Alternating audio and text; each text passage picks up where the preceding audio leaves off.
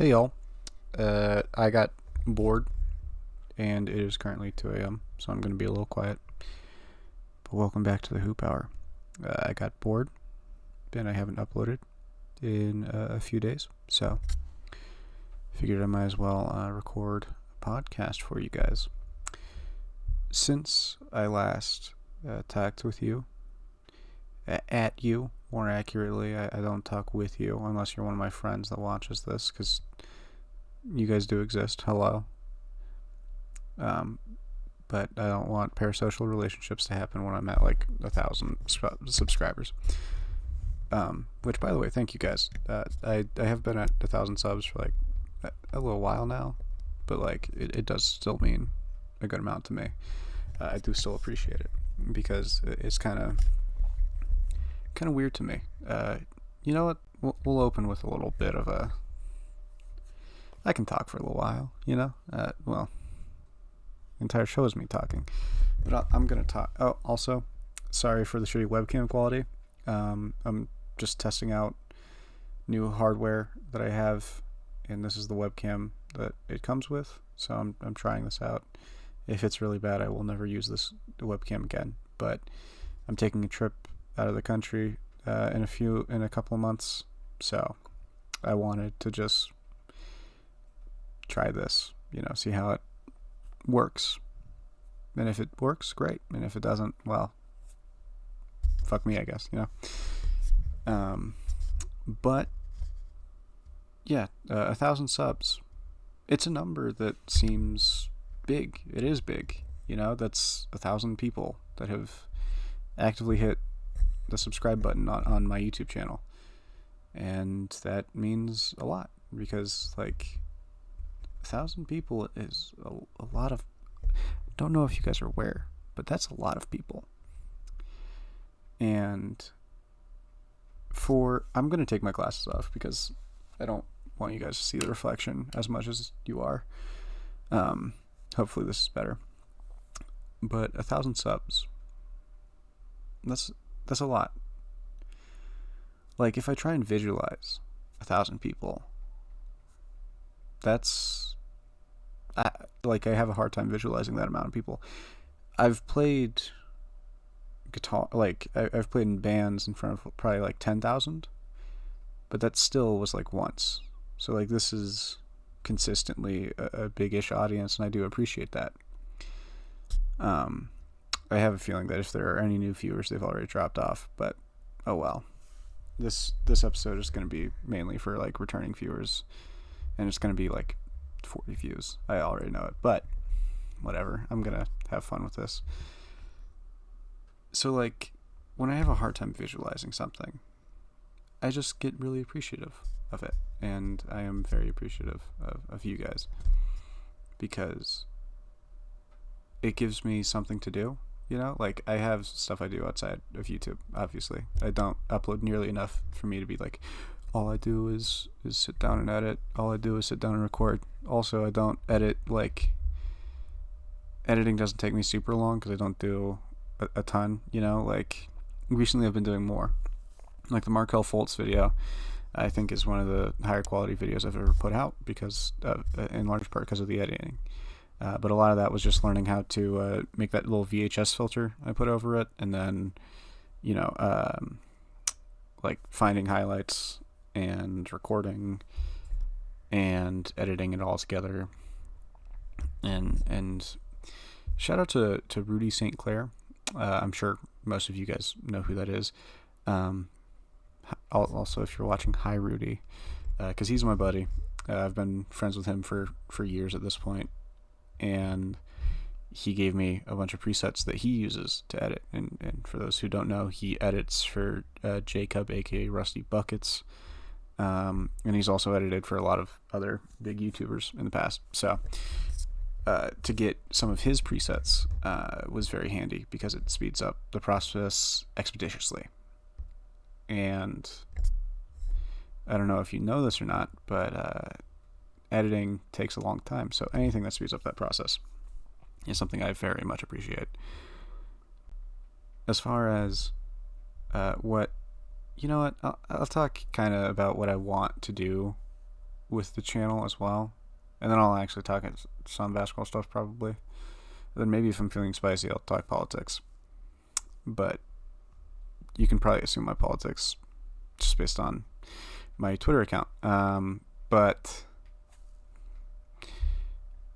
I think I want to make higher effort content, you know. I'm still going to be making a lot of these videos where most of it is just me talking over highlights and all that stuff, because one, that's my bread and butter.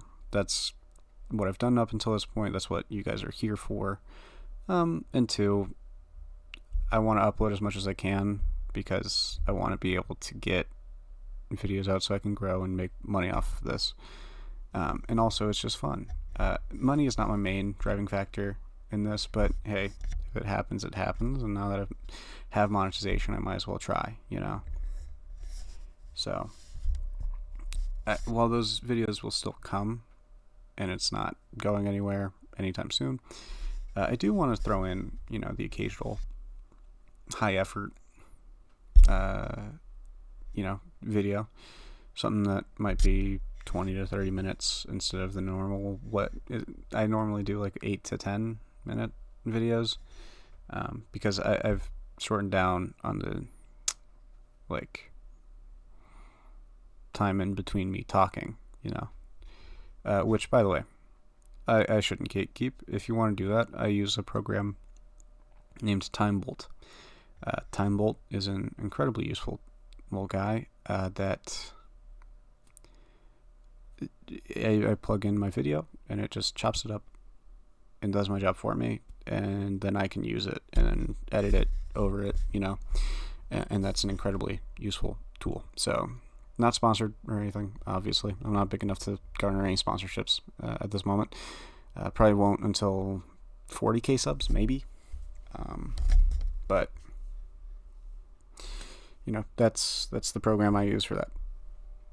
And outside of that,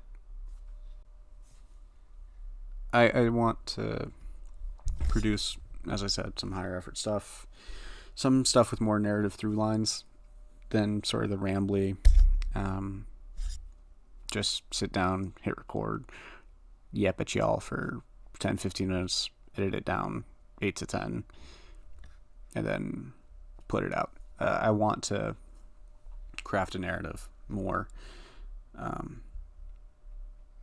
I want something that I like make my articles, you know, because for those of you who don't know, I got my whole start in this, I guess, as a YouTuber, but it wasn't super serious stuff. Like, if you scroll back on my YouTube, all the stuff from, at this point, I guess 3-4 years ago. God, has it been that long? I guess 3 years, probably. Yeah, 3. But God, it's been a long time. But if you scroll back and you watch that stuff, it's bad. Probably. I don't go back and watch it, really, but it's up because I have no reason to delete it. Like, I made it. Might as well keep it up. But I used that as, like, I DM'd Ryan Blackburn at the time of Denver Stiffs, now of Mile High Sports, who does great work. If you don't know him and you want Nuggets content, check him out. I doubt that you know me and don't know him, but if you don't, does great stuff. Pickaxe and Roll is his podcast. I DM'd him and was like, hey, I'd like to write.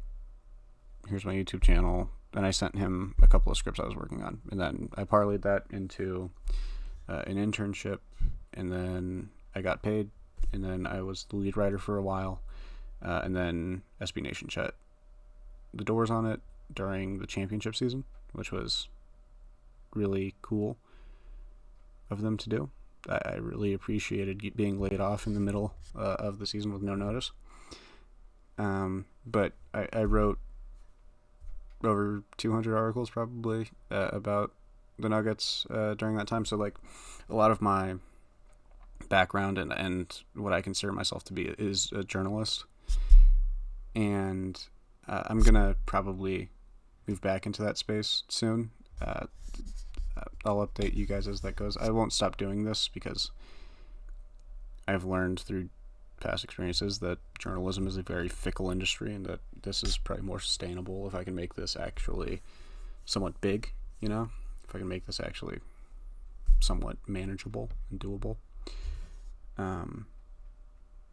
But that's kind of where I got my background in, so a lot of my process when writing scripts is very much an article sort of format, where I have the intro, I have the middle, I have the, you know, all that jazz. And I think I want to do more narrative driven stuff, like kind of what I do on my Substack, because I do have a Substack. For those who don't know, it's always linked in the description. I would actually use it more if more people paid for it. Just it's hard for me to justify committing much time to it with, you know, not many subs, which I don't blame people for not subscribing, because I don't write much, but like, it's free. It is completely free to look at. So if you want to look at some of my articles that I've written recently, it's in the description. But what I do on there is more, you know, going deep dive into, you know, sometimes it's film, like I wrote a Paulo Banchero piece. I think either right before the playoffs or right after he got eliminated. Sorry. As I mentioned, it was like 2:15 a.m., but right before he got eliminated. Also, I'm not editing this at all, so I'm just going to upload the raw file. So forgive the yawning and all that jazz. But what I was saying is I like doing the deeper dive stuff, and I'd like to translate some of my articles into video format. One in particular I've thought about working on is one where I compared the Nuggets to the Spurs, because that was like the whole idea, was Project Dynasty, in which, you know, Calvin Booth is drafting 2 timelines to try and not win back-to-back, but to win 3 and 6 and 4 and 8, and that's not realistic, but, you know, that was the stated goal, so I wanted to go back and compare and contrast the similarities and differences between the rosters. I think that would be a good video. I think I can expand on it in a video format as well, and I think I could add some flair to it, because, like, I can edit. I can't add visuals to a article, at least not in the way I can in a video. And I think that would be cool, so I might work on that one. If that sounds good to you guys, let me know in the comments below. By the way, comment more. I do get a decent amount of comments, but, like, give me feedback. You know, I want to improve as a video maker. I want to improve as a YouTuber. I'd like to improve as a storyteller. So if there's something that you guys think I could do better, or that I'm doing well, you know, let me know. Because, like, people have enjoyed the music I started putting in, Pokemon music. Duh. If you guys listen to the music, you guys know that's fucking Pokemon music. Whoop-de-doo. And I really love Pokemon, so I was like, oh, I'll include this, add a little bit of my own flair to it. And people seem to like that generally, besides one dude on the Reed Shepherd video who was like, I can't with the music, it made me click off, and I'm like, okay. Alright. Cool. But I've had, like, you know, a decent chunk of people be like, I really like the music. It reminds me of childhood nostalgia, which is always a nice feeling, kind of a bittersweet feeling, you know. I'm only 20 though, so, like, while I am nostalgic for my childhood, I'm not, like,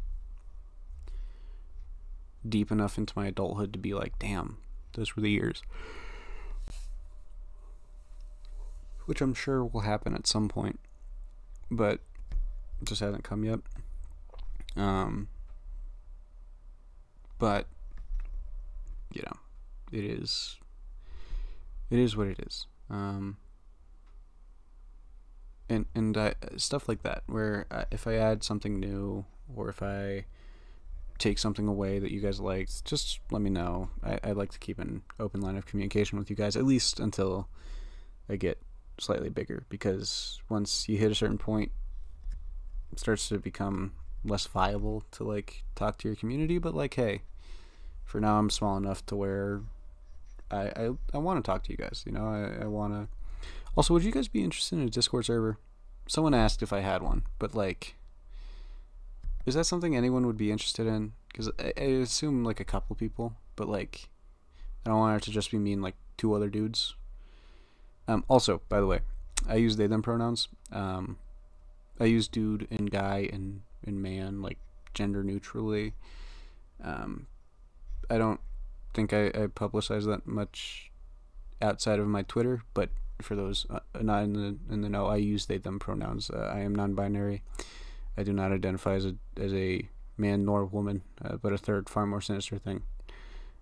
Also, you might notice pride flags. I'm queer, but yeah, whatever. Yeah, open line of communication. I'd like to just have that be a thing for now. And if you guys want a Discord server, let me know, and I'll probably make one. I can make one pretty easily, if that's something you would be interested in at all. I would probably maybe put it behind like $1 a month paywall to be a channel member, just to keep weirdos out, you know, because I have a lot of not great experience. So, story time, right? This might not even end up being about basketball at this point, but I don't know. Do you guys enjoy me just yapping? If you do, I can do this more often. I can still get some Russell Westbrook thoughts out at the end. But anyway, story time, right? So, this was after the Anthony Edwards, where he was like, look at these queer-ass people. And he had filmed a video of, like, very evidently gay men, you know, just kind of existing. Like, they weren't doing anything besides, like, just talking to each other. And he had filmed it and then got fined by the NBA because it was very much in, like, a derogatory way, that he was like, look at these queer-ass people. And Aaron Gordon had tweeted down, like, thumbs down emojis or something, and it was because he didn't agree that people should be getting fined. He didn't know what it was about, you know? Like, and I genuinely believe that. Aaron Gordon, to me, seems more like a stoner, where, like, he doesn't always, like, look into the full thing, which is, like, irresponsible a little bit, but I've talked with Aaron before. He's a cool guy. I like him a lot. Not like we're friends or anything, but I've, like, interviewed him while I was on the beat, that sort of thing. But he tweeted that out. So I was like, as a queer writer for a team in which they roster a player that just spoke out about this, I feel like I should make, you know, kind of an open letter. So I wrote an open letter, and I opened my Twitter DMs, because the entire point of that letter was like, hey, I'm opening my DMs because I'd like to educate people. Because a lot of the time, people aren't hateful. They just grew up in a situation in which they weren't taught any other way other than being gay is bad, or being queer, being non-binary, being trans, being bisexual, asexual, aromantic. I have an aromantic flag right there. What have you, right? And I wrote that, and I think it turned out pretty well. I had a lot of support on that article, and I appreciated all the love and support I got. It genuinely meant the world to me, because I was scared to publish that, because a lot of the time you can get a lot of backlash, you know, and it's something where I did receive backlash, and we're getting to that, but I also received massive amounts of support, and I really appreciate that, especially from my friends in the space. Like, there were just a lot of people I was like, it's nice to hear from. But also I opened my DMs, and I did talk to some people, you know, educate a little bit, but a lot of the DMs were telling me to, I don't know how to say that, unalive myself, you know? calling me slurs, specifically the ones that British people use for cigarettes. So I got a lot of those, and that wasn't fun, as you can imagine. I probably got like 20 of those, which it doesn't sound like a lot when you say, oh, like 1,000 people were very supportive of me and 20 weren't, but negativity sticks out a lot more, like I'm going to remember the negative comments a lot more than the positive ones. It's just how things go. And, ever since then I've kind of shied away from having super open DMs and that sort of thing, which is why I would maybe put it behind a paywall, because I had a dude, I talked about Palestine at the end of a video. I forget which one it was, but Palestine is an ongoing, it's been going on for decades, and Israel is currently committing genocide against an entire country and nationality of people. And I talked about that at the end of a video, which you can say, oh, sports isn't a place for politics. Sports has always been political. And also, I feel like it's my responsibility to use any platform I have to speak about Palestine to some extent, and that's why the top link in every single one of my videos descriptions is a donation link to the Palestine Children's Relief Fund, because what they're going through is unspeakable. You can't really explain it in any other way than it's a genocide. It's war crimes every day and all that stuff. But my last name is Levy, as you can look down and see, right? It's right there. And while you're looking at it, you can hit subscribe. But Levy is a Jewish last name. I'm not actively a practicing Jew or anything. Ethnically, I'm Jewish and Irish and a bunch of other stuff. But my last name is Jewish. So I got called a bad Jew for explaining the Palestine thing. Someone was like, it is ridiculous that you would comment. Hey. So that was a funny comment to me. It wasn't something I was like, oh no, I received a comment calling me a bad Jew, but it was like just funny, because like, dude, I'm not Jewish.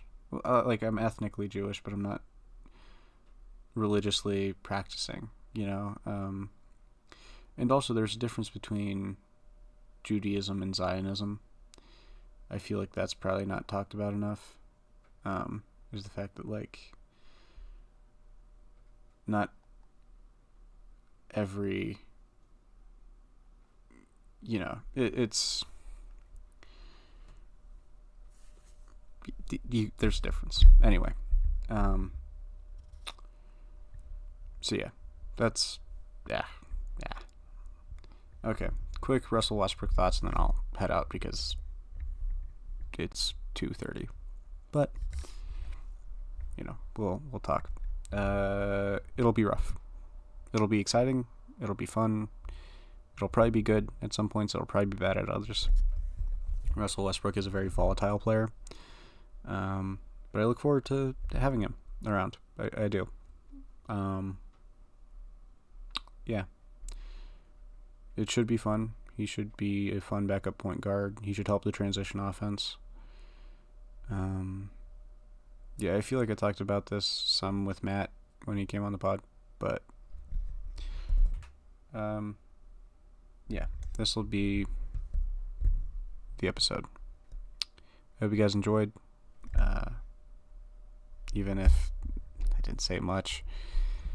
But more videos to come. I'll probably upload in the next couple of days, like an actual normal video. But until then, have a good one, and I will see you later. Bye.